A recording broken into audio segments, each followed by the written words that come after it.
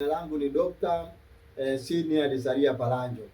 Nimesema kwamba unapoota ndoto yoyote lazima uiandike na uipitishe kwenye eneo la maandiko ili uweze kupata tafsiri kamili, au kama la inakuwa ni ngumu, basi ni vema uwape watu ambao Mungu amewapa karama ya kufafanua mambo au mafumbo ya Mungu. Sasa leo tunaingia na ndoto za hatari.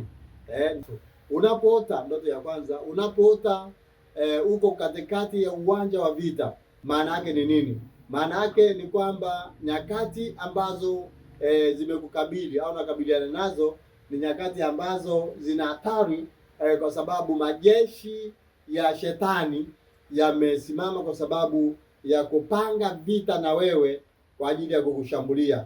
Imeandikwa katika kitabu cha Waefeso mlango wa 6 mstari wa 12.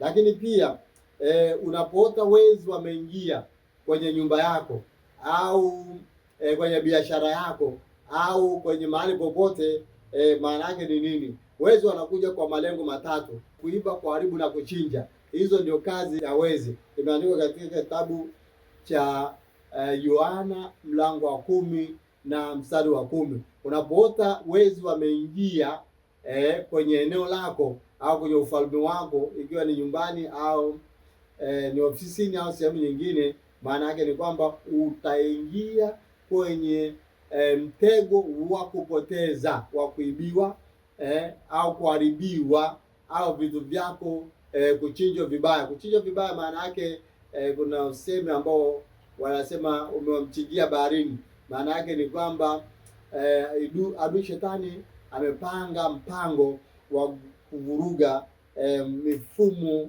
yako. Lakini unapoota kwamba unaonewa, yaani huko katikati ya watu na wale watu ni kama wanakuonea kwa namna moja au nyingine, labda watu wanakupiga bila sababu, au unaonewa kwa maneno, umerudishiwa maneno, umetandikwa fimbo au umewekewa maneno ya kukuumiza.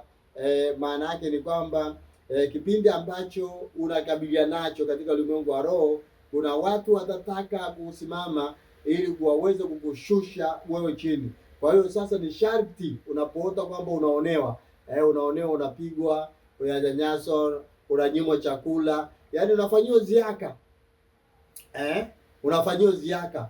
Unapoota unafanyiwa ziaka yoyote, ni vyema sana ukaanza kuomba, kufunga na kuomba na kupata maelekezo ya kimadhabahu, kwa sababu hiyo ni jambo la hatari. Imeandikwa katika kitabu cha Zaburi 34 na mstari wa 19. Lakini ukiota unaingiliwa nyumbani na adui, yaani adui amekuja nyumbani kwako na ameingia, maana yake ni uvamizi, ni ishara ya uwepo wa uvamizi katika familia yako, na katika uvamizi huu adui ataingia kwa nguvu. Itakuwa ni nyakati ngumu na adui ataingia kwa nguvu na kutaka kuleta uharibifu. Imeandikwa katika kitabu cha Mathayo mlango wa 12 na mstari wa 29.